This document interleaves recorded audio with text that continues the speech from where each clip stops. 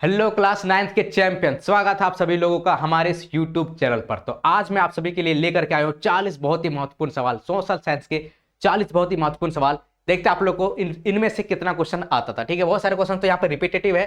Repetitive question आएंगे तो वो तो उत्तर आपका सही होना चाहिए, क्योंकि याद पढ़ तो लेके ज्यादा क्वेश्चन, ज्यादा से ज्यादा याद भी तो होना चाहिए, है ना। तो यहाँ पे देखिए, नेपोलियन बोनापार्ट कौन था। सबसे पहला सवाल है, नेपोलियन बोनापार्ट कौन था। क्या ये फ्रांस का सम्राट था, जर्मनी का सम्राट था, रूस का सम्राट था, या फिर इंग्लैंड का सम्राट था। तो क्या बोलेंगे, फ्रांस का सम्राट था। नेपोलियन कौन था, फ्रांस का सम्राट था। इसके बारे में आप लोग को क्लास 10th में भी पढ़ना पड़ेगा।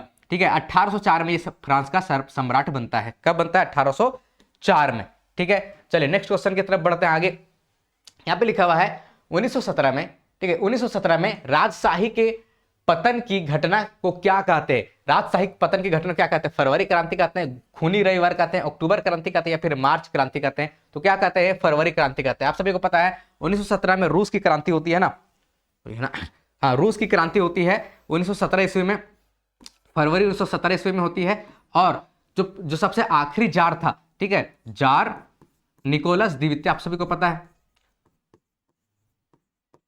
जार निकोलस द्वितीय, है ना, जार निकोलस द्वितीय। इसको अपनी गद्दी छोड़नी पड़ती है कब, फरवरी 1917 में। ठीक है, तो इसके साथ ही क्या होता है, ठीक है, जार शाही का पतन हो जाता है, क्योंकि ये आखिरी जार रहता है। जार मतलब रूस का जो राजा होता है ना, रूस का जो राजा है उसको क्या बोलते हैं, रूस के राजा को हम लोग यही जार बोलते हैं। ठीक है, जार बोलते हैं। ठीक है, याद रखिएगा, रूस के राजा को, रूस के सम्राट को एक तरीके से जार बोलते हैं। चलिए, अक्टूबर में भी क्रांति, 1917 अक्टूबर में भी क्रांति होती है। कहां पे, रूस में। ठीक है, उसको अक्टूबर क्रांति के नाम से जानते हैं। आगे बढ़ते हम लोग क्वेश्चन नंबर 3 की तरफ। देखिए, लेनिन कौन था। जो भी हम लोग अक्टूबर क्रांति की बात किए ना, अक्टूबर क्रांति का ही जो नेतृत्व एक तरीके से लेनिन कर रहा था। ठीक है, तो लेनिन कौन था, ये बोल्शेविक पार्टी का नेता था, अंतरिम सरकार के नेता था, ठीक है, मेनसेविक पार्टी का नेता था, या फिर उदारवादी दल का नेता था। तो कौन था, ये बोल्शेविक पार्टी का नेता था। ठीक है, ऑप्शन नंबर का बिल्कुल सही उत्तर हो जाएगा। नेक्स्ट क्वेश्चन की तरफ बढ़ते हैं, और यहां पे लिखा हुआ है मित्र राष्ट्र में कौन कौन से देश है। यह भी आप लोगों को बताया गया था हाल फिलहाल में ना, मित्र राष्ट्र में कौन कौन से देश है, जिसको है ना, इसको अलाइज पावर या फिर है ना अलाइज पावर बोलते हैं। ठीक है, कौन कौन से इसमें थे, Germany, Italy, Japan, Britain, Germany, Italy, Britain, France, रूस, ठीक है, फ्रांस, जर्मनी, या फिर फ्रांस, जर्मनी, जापान। तो कौन था, तो बोलेंगे ना इसमें ना ऑप्शन नंबर सी बिल्कुल सही उत्तर होगा, ब्रिटेन, फ्रांस और रूस। इसके अलावा इसके अंदर है ना अमेरिका भी था, यूएसए, है ना। ठीक है, इसके अलावा क्या था, धुरी राष्ट्र था। धुरी राष्ट्र में कौन कौन था, आप लोग को पता है, आप लोग को हाल फिलहाल में बताएगा। ठीक है, धुरी राष्ट्र या धुरी शक्ति बोल सकते हैं, धुरी राष्ट्र बोल सकते हैं एक ही। ठीक है, तो धुरी राष्ट्र में कौन कौन सा था, तो धुरी राष्ट्र में था जर्मनी था, ठीक है, जर्मनी, जापान, इटली, ठीक है, तो ये सभी देश थे। चलिए आगे बढ़ते हम लोग नेक्स्ट क्वेश्चन की तरफ, क्वेश्चन नंबर 5 की तरफ, है ना। यहाँ पे देखिए लिखा हुआ है सन 1600 में भारत की कुल, ठीक है, सन 1600 में भारत की कुल भूमि का कितना भाग कृषि अधीन था। कृषि अधीन था, छठा भाग था, पांचवा भाग था, चौथा भाग था, या फिर तीसरा भाग था। यानी कि 1600 ईस्वी में लगभग कितना भारत का भूमि का कितना भाग है ना, सो कृषि के लिए यूज किया जाता था। तो छठा भाग, ऑप्शन नंबर ए बिल्कुल सही उत्तर हो जाएगा, छठा। ठीक है, चलिए क्वेश्चन नंबर 6 की तरफ बढ़ते हैं। यहाँ पे देखिए लिखा हुआ है भारतीय वन सेवा की स्थापना कब हुई, ये भी बताया गया सवाल है। भारतीय वन सेवा की स्थापना कब होती है, 1863 में, 1865 में, 1864 में, या फिर 1866 में। तो इसका सही उत्तर ऑप्शन नंबर सी होगा, 1864 में। ठीक है, भारतीय वन सेवा की स्थापना होती है। ठीक है, और 1865 में है ना जो पहला, ठीक है, पहला वन अधिनियम है, ठीक है, पहला वन अधिनियम वो आता है। ठीक है, पहला वन अधिनियम। ठीक है, चलिए आगे बढ़ते हैं हम लोग क्वेश्चन नंबर 7 की तरफ। यहां पे देखिए लिखा हुआ है भाबर किसे कहते हैं। भाबर किसे कहते हैं, ऊंचे पहाड़ों पर स्थित घास के मैदान को भाबर कहते हैं। ठीक है, तटीय मैदान को कहते हैं, पहाड़ी क्षेत्रों में सूखे जंगल का इलाका को, या फिर इनमें से कोई नहीं। तो ऑप्शन नंबर सी बिल्कुल करेक्ट उत्तर होगा, पहाड़ी क्षेत्रों में सूखे जंगल का इलाका। चलिए आगे बढ़ते हैं क्वेश्चन नंबर 8 की तरफ। कॉमन्स किसे कहते हैं, कॉमन्स किसे कहते हैं, साझा जमीन को, साझा जंगल को, साझा उद्योग को, या फिर इनमें से कोई नहीं। तो क्या बोलेंगे, साझा जमीन को। ऑप्शन नंबर का क्या होगा, यहाँ पर बिल्कुल सही होगा, कॉमन लैंड। ठीक है, यहाँ पर क्या है, लोग अपना जानवर वगैरह को चराते थे, लकड़ियां इकट्ठा करते थे, ठीक है, खेती वगैरह किया करते थे। ठीक है, चलिए आगे बढ़ते हम लोग क्वेश्चन नंबर 9 की तरफ। यहाँ पे देखिए लिखा हुआ है क्रिकेट पिच की लंबाई कितनी होती है। क्रिकेट पिच की लंबाई, आप लोगों में से जिसको क्रिकेट पसंद है फटाफट से बताइए, क्रिकेट पिच की लंबाई कितनी होती है। 22 गज होती है, 26 गज होती है, 24 गज होती है, या फिर इनमें से कोई नहीं। तो क्या बोलेंगे, ऑप्शन नंबर 1 22 गज। ऑप्शन नंबर है 22 गज, ठीक है। यानी कि जो एक विकेट लगा होता है ना, यहाँ पे विकेट लगा हुआ है, यहाँ पे विकेट लगा हुआ है, तो इस विकेट से यहाँ तक की जो दूरी होती है ना वो 22 गज की होती है, ठीक है। चलिए आगे बढ़ते हम लोग क्वेश्चन नंबर 10 की तरफ। यहाँ पे देखिए भारत में स्वदेशी आंदोलन कब हुआ था? स्वदेशी आंदोलन कब हुआ था? आप सभी को पता है कि जब बंगाल विभाजन होता है, बंगाल का विभाजित किया जाता है, तो उसी के विरोध में ये स्वदेशी आंदोलन किया जा रहा था। तो कब कब होता है? 1903 में होता है, 1904 में, 1905 में या फिर 1906 में? तो क्या बोलेंगे? 1905 में। तो ऑप्शन नंबर सी क्या होगा? बिल्कुल सही होगा। स्वदेशी आंदोलन कहने का मतलब है विदेशों का जो सामान है उसको छोड़ दो और भारत का जो सामान है वो खरीदो, भारत का जो बना हुआ सामान है उसको खरीदना है ना, तो स्वदेशी आंदोलन उसके अंदर किया जा रहा था। आगे बढ़ते हैं क्वेश्चन नंबर 11 में। उत्तराखंड, उत्तर प्रदेश, बिहार, पश्चिम बंगाल और सिक्किम की सीमाएं किस देश को छूती है? आप लोग को भारत का मैप अच्छे से देख करके जाना, ठीक है। चीन, भूटान, नेपाल या फिर म्यांमार? तो क्या बोलेंगे? नेपाल, ठीक है। ऑप्शन नंबर क्या होगा यहाँ पर? बिल्कुल सही उत्तर होगा। आप लोग को थोड़ा सा मैप में आप लोग को दिखा देता हूं, है ना। यहाँ पे देखिए ये भारत का मैप है। यहाँ पे देखिए नेपाल कहाँ पे? यहाँ पे नेपाल है, ठीक है। यहाँ पे दिया नहीं है, ये क्या है? ये नेपाल है, ठीक है, नेपाल। अब यहाँ पे देखिए उत्तराखंड यहाँ पे लगा हुआ है, यहाँ पे क्या है? उत्तर प्रदेश है, यहाँ पे बिहार है, यहाँ पर सिक्किम है, ये रहा पश्चिम बंगाल, यहाँ पे थोड़ा सा यहाँ पर पश्चिम बंगाल का भी लगा, ठीक है, नेपाल, ठीक है। यहाँ पे क्या है? यहाँ पे भूटान है, ठीक है, भूटान। यहाँ पे भूटान से देखिए सिक्किम का लगा हुआ है, पश्चिम बंगाल का लगा हुआ है, ठीक है, असम का लगा हुआ और अरुणाचल प्रदेश का लगा हुआ। इस तरीके से आप लोगों को देखना, ठीक है। यहाँ पे देखिए बांग्लादेश है, यहाँ पे म्यांमार है, यहाँ पाकिस्तान है, यहाँ पे चाइना है, यहाँ पे ऊपर अफगानिस्तान है, नीचे श्रीलंका है। तो इस तरीके से आप लोगों को देखना। उसके अलावा देखिए यहाँ पे झारखंड है, यहाँ पे अपना राज्य झारखंड, ठीक है। अब देखिए झारखंड से कौन कौन से राज्य लगे हुए हैं? ऊपर देखिए बिहार, यहाँ पे पश्चिम बंगाल है, यहाँ पे उड़ीसा है, यहाँ पे छत्तीसगढ़ है, ठीक है, और यहाँ पे उत्तर प्रदेश है। इस तरीके से आप लोग को क्या करना, देखना है। पाकिस्तान से कौन कौन सी सीमा लगी हुई वो आप लोग देख सकते हैं। तो इस तरीके से और भारत के पड़ोसी जो राज्य है, देश है, उसको भी आप लोग को देख लेना, ठीक है। चलिए नेक्स्ट क्वेश्चन की तरफ बढ़ते हैं हम लोग। और हाँ, यहाँ पर आ गया तो आप लोग को बता दूं कि आप लोग के लिए क्या चल रहा है। आप लोग का ना बैच आ चुका, आप लोग 10th में जाने वाले, तो 10th के लिए यहाँ पे क्या आ चुका है? टॉपर बैच आ चुका है, ठीक है। क्या बोलते हैं ना, जो ऑफर प्राइस यहाँ पे चल रहा है 599 रुपए का चल रहा है, ठीक है। तो आप लोग ले सकते हैं टॉपर बैच 2027 की तैयारी के लिए। क्योंकि क्या होता है आखिरी में ना बहुत सारी चीजें समझ में नहीं आती। अगर आप शुरू से पढ़ेंगे, थोड़ा थोड़ा पढ़ेंगे ना, तो आपको काफी हद तक क्लियरली समझ में आएगा आखिरी होते हुए, ठीक है। चलिए, और आपको पढ़ने में बोझ नहीं लगेगा। प्राइस बहुत कम है और सभी सब्जेक्ट होने वाले हैं। पूरा 1 साल का, ऐसा नहीं कि महीने लगेगा, नहीं, पूरा 1 साल का फीस है ये और सभी सब्जेक्ट्स का पढ़ाई होगी, ठीक है। तो काफी अफोर्डेबल प्राइस में मिल रहा है आप लोग को, फटाफट से इसको ले सकते हैं आप सभी। चलिए अब हम लोग बढ़ते हैं नेक्स्ट क्वेश्चन की तरफ। यहाँ पे देखिए आगे बढ़ते हम लोग क्वेश्चन नंबर 12 की तरफ, ठीक है। ये बढ़ क्यों नहीं रहा? हाँ, यहाँ पे देखिए गोवा के दक्षिण में स्थित पश्चिम तटीय पट्टी, ठीक है, पश्चिम तटीय पट्टी क्या नाम है? ये भी पूछा गया सवाल है। कोरोमंडल, कन्नड़, कोंकण या फिर उत्तरी सरकार? तो क्या बोलेंगे? कन्नड़। ऑप्शन नंबर खा बिल्कुल सही उत्तर हो जाएगा। चलिए नेक्स्ट क्वेश्चन की तरफ बढ़ते हैं। यहाँ पे देखिए क्वेश्चन नंबर 13 लिखा हुआ नर्मदा नदी का उद्गम कहां से होता है? कहां से उद्गम होता है नर्मदा नदी का? ठीक है, सतपुड़ा से, अमरकंटक से या फिर ब्रह्मगिरी से या फिर पश्चिमी घाट के ढाल से? तो क्या बोलेंगे? अमरकंटक से, ठीक है। ऑप्शन नंबर खा क्या होगा यहाँ पर? बिल्कुल सही उत्तर हो जाएगा, ठीक है। मध्य प्रदेश में यह होता है। और ये जो है ना नर्मदा नदी से रिलेटेड एक सवाल ये भी आता है कि नर्मदा नदी कहाँ पे गिरती है? तो ये अरब सागर में गिरती है, ठीक है, अरब सागर, ठीक है, अरब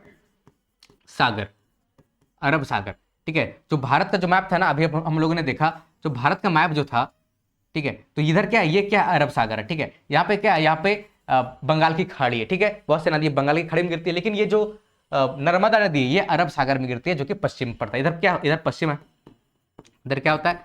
पश्चिम होता है, ठीक है। चलिए आगे बढ़ते हम लोग क्वेश्चन नंबर 14 की तरफ।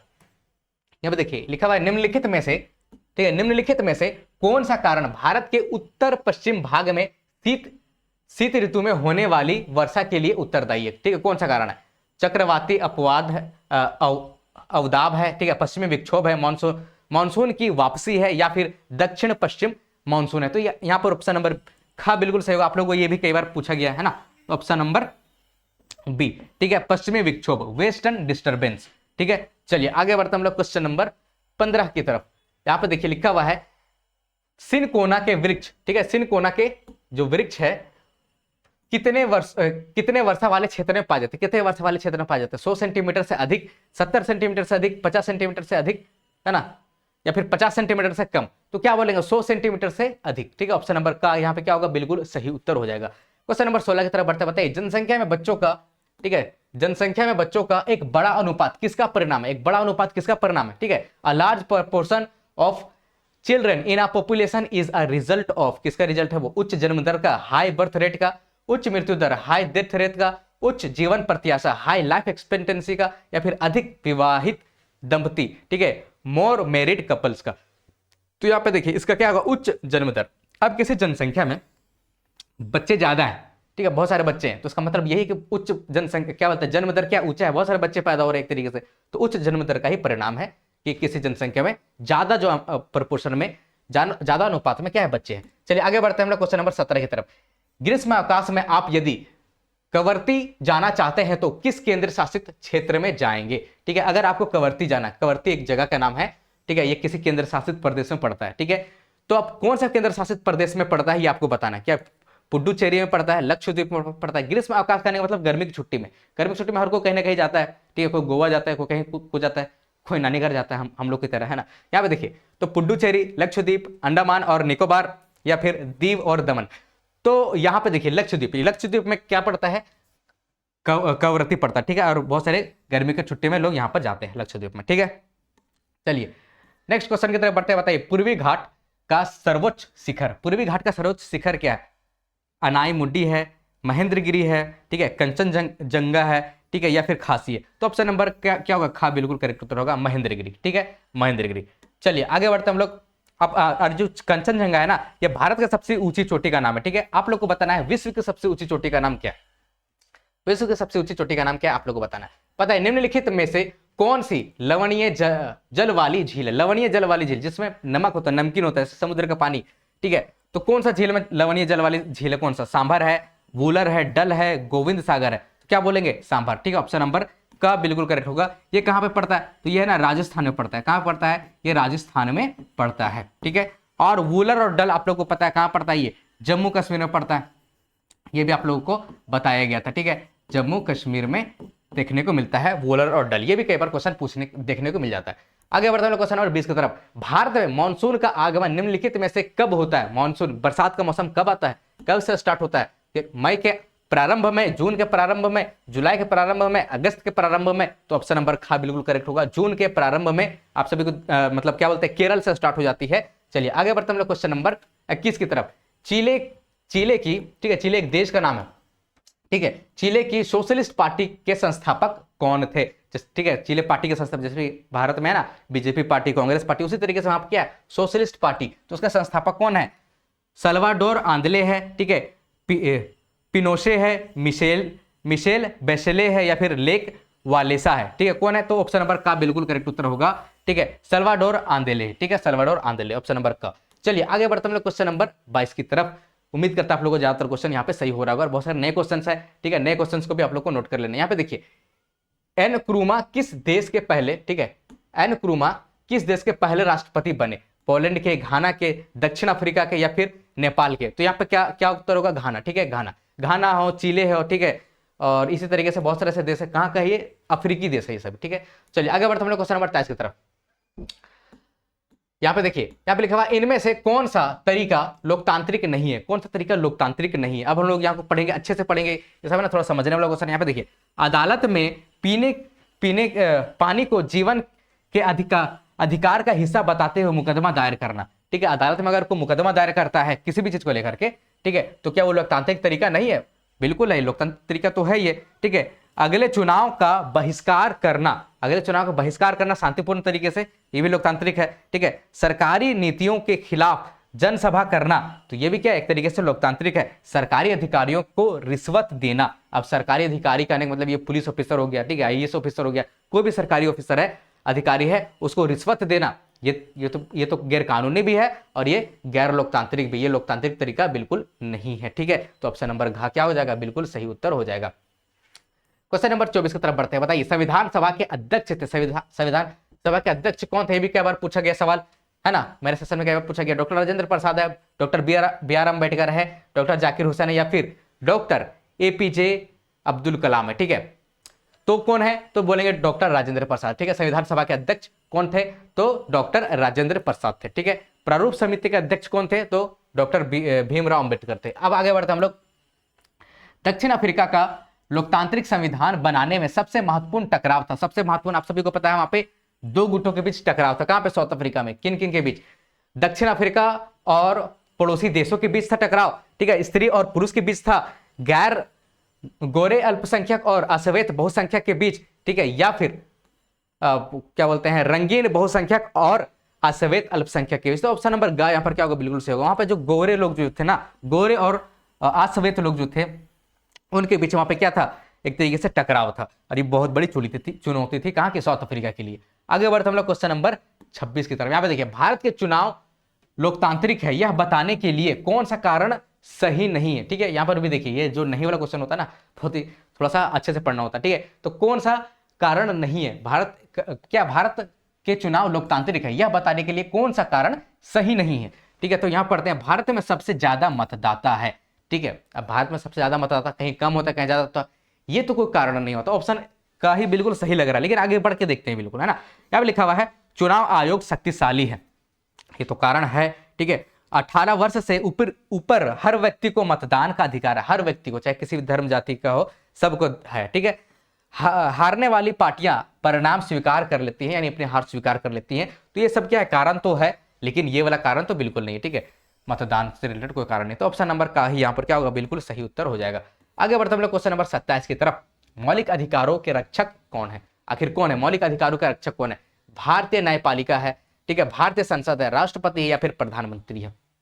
कौन है? तो मौलिक अधिकारों के रक्षक कौन है? तो बोलेंगे भारतीय न्यायपालिका है, ठीक है, इंडियन जुडिशरी है, ठीक है। यानी कि अगर किसी का भी मौलिक अधिकार का क्या होता है? उल्लंघन होता है, तो वो आर्टिकल 32 के तहत, ठीक है, आर्टिकल 32 के तहत कहां जा सकता है?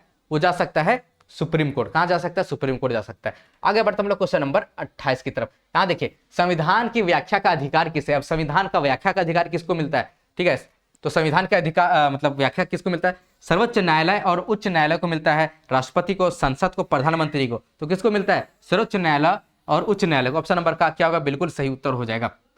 ये क्वेश्चन है ना, क्वेश्चन नंबर 10th में भी देखने को मिलेगा, वहां पर थोड़ा डिटेल में पढ़ेंगे हम लोग इसको। चलिए आगे बढ़ते हम लोग क्वेश्चन नंबर 29 की तरफ। बताइए, भारतीय संविधान, ठीक है, भारतीय संविधान में कितने मौलिक अधिकार है? कितने हैं? कई बार पूछा गया सवाल है।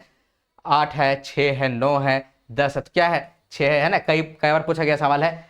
चलिए, कौन कौन सा मौलिक अधिकार है? देखिए यहाँ पर लिख दिया गया है, आप लोग यहाँ पे देख लीजिए। कौन सा है? समानता का अधिकार है, ठीक है, स्वतंत्रता का अधिकार है, शोषण के विरुद्ध अधिकार है, ठीक है, धार्मिक स्वतंत्रता का अधिकार है, सांस्कृतिक व शिक्षा का अधिकार है, संवैधानिक उपचार का अधिकार है। ये सभी 6 अधिकार आप लोग को मिलते हैं, ठीक है। ये संविधान के भाग 3 में देखने को मिलते हैं, ठीक है, भाग 3 में देखने को मिलते हैं, और अनुच्छेद 12 से लेकर के अनुच्छेद 35 के बीच देखने को मिलता है, ठीक है। अनुच्छेद, ठीक है, अनुच्छेद को आर्टिकल बोलते हैं, आप सभी को पता है, ठीक है। अनुच्छेद 12 से लेकर अनुच्छेद 35 के बीच देखने को मिल जाता है। चलिए नेक्स्ट क्वेश्चन की तरफ बढ़ते हैं। यहाँ पे लिखा हुआ है, विश्व मानवाधिकार दिवस कब मनाया जाता है? विश्व मानवाधिकार कब मनाया जाता है? When is world human rights day celebrated? कब? 10 जनवरी को, 10 अक्टूबर को, 10 दिसंबर को, या फिर 10 फरवरी को? तो विश्व मानवाधिकार दिवस मनाया जाता है 10 दिसंबर को। ऑप्शन नंबर का क्या होगा? यहाँ पर बिल्कुल सही उत्तर हो जाएगा। क्या आप लोगों का ज्यादातर उत्तर सही हो रहा है कि नहीं हो रहा है? फटाफट से बताइएगा कमेंट सेक्शन में। पालमपुर के निकटतम बड़े गांव का नाम, ठीक है, पालमपुर के निकटतम सब क्या बोलते हैं? निकटतम मतलब जो सबसे नजदीक है, ठीक है, बड़े गांव का नाम बताना है। शाहपुर है, रायगंज है, रामपुर है, या फिर भरतपुर है? तो क्या बोलेंगे? रायगंज। ऑप्शन नंबर खा क्या होगा? बिल्कुल सही उत्तर होगा। ये महज 3 किलोमीटर की दूरी पर मौजूद है, ठीक है। चलिए नेक्स्ट क्वेश्चन की तरफ बढ़ते हैं, क्वेश्चन नंबर 32 की तरफ। लिखा हुआ, भारत में आधुनिक कृषि सर्वप्रथम कहां आरंभ हुई? कहां आरंभ होती है आधुनिक कृषि? यानी कि यहाँ पे हरित क्रांति की बात हो रही है। हरित क्रांति की शुरुआत सबसे पहले कहां से होती है? पंजाब, हरियाणा, पश्चिमी उत्तर प्रदेश, मध्य प्रदेश, गुजरात, राजस्थान, छत्तीसगढ़, उड़ीसा, पश्चिम बंगाल, ठीक है, झारखंड, बिहार, छत्तीसगढ़। तो ऑप्शन नंबर क्या होगा? यहाँ पर बिल्कुल सही उत्तर हो जाएगा, ठीक है, पंजाब, हरियाणा, पश्चिमी उत्तर प्रदेश। यहाँ पर है ना सबसे पहले हरित क्रांति देखने को मिलता है, सबसे पहले है ना आधुनिक कृषि देखने को मिलता है, इसलिए यहाँ पर काफी ज्यादा उत्पादन होता है। बहुत सारे किसान यहाँ पर क्या होते हैं? अमीर होते हैं, ठीक है। बाकी इलाके में तो बाद में आता है। चलिए आगे बढ़ते हम लोग। खरीफ फसल किस मौसम में होती है? खरीफ फसल किस मौसम में होती है? ग्रीष्म ऋतु में होती है, वर्षा ऋतु में होती है, सर्दी ऋतु में होती है, या फिर बसंत ऋतु में होती है? तो यहाँ पर देखिए, ये जो है ना खरीफ फसल, जायद फसल और रबी फसल, ये क्लास 10वीं में भी आप लोग को देखने को मिलेगी। तो ठीक है, तो खरीफ फसल कब होती है? तो वर्षा ऋतु में होती है, ठीक है, वर्षा ऋतु में खरीफ फसल होती है, ठीक है। तो ये आप लोग को याद रखना है। उसके अलावा है ना ग्रीष्म ऋतु में क्या होती है? जायद फसल होती है। कौन सा फसल होती है? तो जायद, जायद फसल होती है, ठीक है। सर्दी ऋतु में कौन सा फसल होता है, तो यह ना रबी फसल होता है। कौन सा, रबी फसल, ठीक है। तो ये भी आप लोगों को क्या करना है, याद रखना है, ठीक है। और सभी में कौन कौन सा फसल होता है, देखिए यहाँ पे जो जायद फसल जो कि गर्मी में होता है, जैसे तरबूज, अभी तरबूज वगैरह उतरना स्टार्ट हो गया ना, तरबूज खरबूज वगैरह किस में आ जाएगा, जायद फसल में आ जाएगा, ठीक है। खरीफ फसल में क्या क्या आ जाएगा, बरसात में क्या लगाते हैं, धान लगाते हैं नहीं लगाते, मक्का लगाते हैं नहीं लगाते, तो धान मक्का, ठीक है। और रबी यानी कि सर्दी, अभी भी सर्दी खत्म हुआ है, ठीक है, तो आलू वगैरह लगाएंगे, आलू मटर वगैरह सब किस में आ जाएगा, खरीफ फसल में आ जाएगा, ठीक है, मतलब रबी फसल में आ जाएगा। चलिए आगे बढ़ते हैं क्वेश्चन नंबर 34 की तरफ। यहाँ पे देखिए लिखा हुआ है, कौन से कारक जनसंख्या की गुणवत्ता बढ़ाते हैं, कौन से कारक जनसंख्या की गुणवत्ता बढ़ाते हैं, साक्षरता दर, पढ़े लिखे लोग क्या जनसंख्या की गुणवत्ता बढ़ाएंगे, क्वालिटी बढ़ाएंगे, बोलेंगे बिल्कुल बढ़ाएंगे। स्वस्थ लोग क्या बढ़ाएंगे, बिल्कुल बढ़ाएंगे, ठीक है। कौशल निर्माण, अगर आपके पास स्किल रहेगा, बहुत सारे स्किल्स वगैरह रहेंगे ना, जैसे चाइना हो गया, अमेरिका हो गया, या फिर बड़े बड़े जो देश होते हैं, लोगों के पास स्किल होता है, या फिर लोग पढ़ लेते हैं, ग्रेजुएशन पास कर लेते हैं, लेकिन स्किल कुछ भी नहीं रहता, ठीक है। जब स्किल वगैरह बढ़ेगा, कौशल बढ़ेगा, तो क्या होगा, जनसंख्या की गुणवत्ता बढ़ेगी, क्वालिटी बढ़ेगी, तो इनमें से सभी क्या होगा, बिल्कुल सही उत्तर हो जाएगा, ठीक। आगे बढ़ते हम लोग क्वेश्चन नंबर 35 की तरफ। भारत में बेरोजगारी का मुख्य कारण क्या है, भारत में बेरोजगारी का मुख्य कारण क्या है, अशिक्षा है, स्वास्थ्य है, गरीब मतलब अस्वास्थ्य है, गरीबी है, या फिर इनमें से सभी है। तो भारत में बेरोजगारी का कारण ही सभी है, एक तो अशिक्षा है, ठीक है, लोग पढ़ भी लिख लेते हैं फिर भी स्किल वगैरह नहीं होता है ना, और बहुत सारे लोग फिर भी अभी भी क्या अशिक्षित है, पढ़ाई लिखा छोड़ देते हैं, ठीक है, तो अशिक्षा हो गया, ठीक है, अस्वास्थ्य हो गया, ठीक है, मतलब है ना लोग स्वस्थ नहीं है, कुछ भी खा लेते हैं, उसकी वजह से बीमार हो जाते हैं, तो बीमार में काम नहीं कर पाएंगे, तो उसकी वजह से क्या है, बेरोजगार है। उसके अलावा क्या, गरीब है, ठीक है, यानी कि ऐसा ऐसा पूछा जाता है ना भाई, कोई बेरोजगार क्यों है, क्योंकि वो गरीब है, वो गरीब क्यों, क्योंकि वो बेरोजगार है ना, एक साइकिल के जैसे यहाँ पे होता है। तो इनमें से सभी बिल्कुल सही उत्तर हो जाएगा, ठीक है। चलिए क्वेश्चन नंबर 36, और हाँ इनमें से सभी अगर आपको दिखता है, अगर इनमें से सभी आप लोगों को दिखता है, तो 90% चांस होगा कि वही उत्तर सही होगा, ठीक है।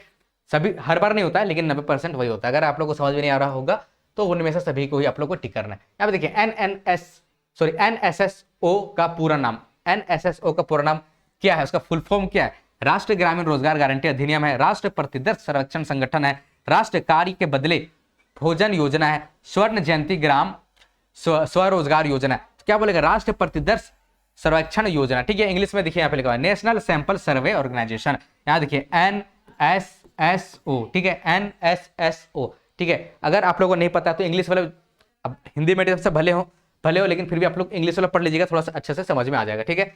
चलिए क्वेश्चन नंबर 37 की तरफ बढ़ते हैं। यहाँ पे देखिए निर्धनता रेखा निर्धारण की कितनी विधियां, निर्धनता रेखा निर्धारण की कितनी विधियां हैं, बताइए। 3 विधियां हैं, 4 है, 2 है, या फिर 1 है। तो ऑप्शन नंबर ग बिल्कुल करेक्ट होगा, 2 विधियां, ठीक है। कौन सी विधि है, एक तो आय विधि है ना, आय इनकम जिसको हम लोग बोलते हैं, ठीक है, यानी किसका कितना इनकम उससे पता चलेगा ना कि कौन अमीर है कौन गरीब है, ठीक है। उसके अलावा क्या है, उसके अलावा ना व्यय विधि जिसको हम लोग उपभोग विधि भी बोलते हैं, ठीक है, व्यय या फिर उपभोग, ठीक है, व्यय या फिर उपभोग। इसमें हम लोग देखते हैं, क्या देखते हैं कि ग्रामीण इलाकों में कितना उपभोग रखा गया है, ठीक है। ग्रामीण इलाकों के लिए रखा गया है कि भाई वो 2400 कैलोरी, ठीक है, 2400 कैलोरी अगर वो उपभोग कर रहा है, उससे कम करता है अगर, ठीक है, कैलोरी अगर इससे कम करता है कोई, तो क्या वो निर्धनता रेखा से नीचे, गरीबी रेखा से नीचे, ठीक है। और शहरों के लिए थोड़ा कम रखा गया है, ठीक है, तो शहरी क्षेत्र के लिए क्या रखा गया, 2100 कैलोरी रखा गया, ठीक है। चलिए तो ये अब हम लोगों ने देखा था। आगे बढ़ते हम लोग क्वेश्चन नंबर 38 की तरफ। यहाँ पे देखिए उड़ीसा तथा बिहार का निर्धनता अनुपात क्या है वो, क्रमशः 47% और 43%, 50% और 75%, 41% और 39%, 25% और 60%। ऑप्शन नंबर ग यहाँ पर क्या होगा, बिल्कुल सही उत्तर हो जाएगा।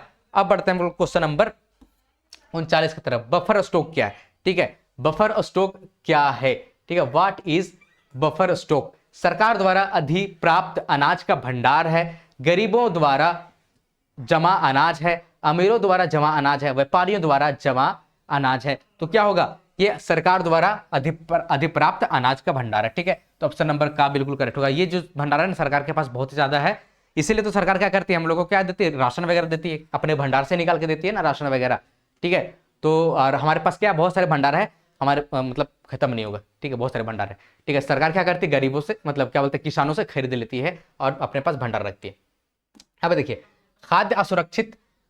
खाद्य असुरक्षित कौन वर्ग है, यानी किसके पास खाने पीने की कमी एक तरीके से, ठीक है। भूमिहीन श्रमिक है, पारंपरिक दस्तकार है, ठीक है, निराश्रित व भिखारी है, या फिर क्या बोलते हैं इनमें से सभी। तो यहाँ पे इनमें से सभी दिख गया, क्या बोले थे ज्यादातर में इनमें से सभी सही होता है, तो इनमें से सभी यहाँ पे सही होगा। यहाँ पे देखिए खाने पीने की कमी होती है कि नहीं होती, भूमिहीन श्रमिक जो होते हैं जिसके पास जमीन वगैरह कुछ भी नहीं है, खाने पीने की कमी होती है, उनको भी होती है, ठीक है। जो पारंपरिक दस्तकार है, पारंपरिक जो कला है ना, हाथ से बनाने वाली जो चीजें हैं, ठीक है, तो उसको भी काम वगैरह नहीं मिलता, उसके पास भी खाने पीने की कमी होता है, और भिखारी लोगों के पास भी खाने की कमी होता है, ठीक है। तो ये होता है हमारा 40 क्वेश्चन यहाँ पे समाप्त, ठीक है। उम्मीद करते हैं इन सभी का नोट्स आप लोगों ने अच्छे से बना लिया हो और आप लोग इसको अच्छे से याद कर लिया हो, और बहुत सारे क्वेश्चन तो रिपीटेड था, आप लोग का तैयारी तो इतनी अच्छी से चल रही होगी। उम्मीद करते हैं सभी क्वेश्चन आप लोगों का सही हुआ होगा, ठीक है। और जैसे कि मैंने बताया 10th क्लास में जाने वाले उस 10th क्लास में क्या है, ऑब्जेक्टिव के साथ साथ सब्जेक्टिव भी पूछा जाएगा, ठीक है। तो वहां पे तैयारी बहुत ही अच्छे तरीके से करना होगा। 9th का तो रिजल्ट कोई भले पूछता नहीं हो को पूछता तो नहीं है ना कि 9th में कितना आया था, ज्यादातर लोग 10th का ही पूछता है, 10th पास करेंगे, ठीक है, तो 10th का ही। अब बहुत सारे कॉलेजेस क्या होता है, वो तो भाई कैप लगा देता है कि 75% जिसका आया है 10th में, 80% जिसका आया है वही एडमिशन ले सकता है ना, ऐसे ऐसे भी कॉलेजेस होते हैं, ठीक है। तो यानी 10th का जो मार्क्स है वो ज्यादा मैटर करता है, ठीक है। बस 9th में आप लोग किसी तरीके से पास हो जाना, 10th में तैयारी हम आप लोग को बढ़िया तरीके से करना, आप लोग टॉपर बैच खरीद लीजिए, बहुत ही बढ़िया से हम लोग वहाँ पे तैयारी करने वाले हैं, ठीक है। तो आप लोग रखिए अपना ख्याल, मैं मिलता आप लोगों से नेक्स्ट वीडियो में।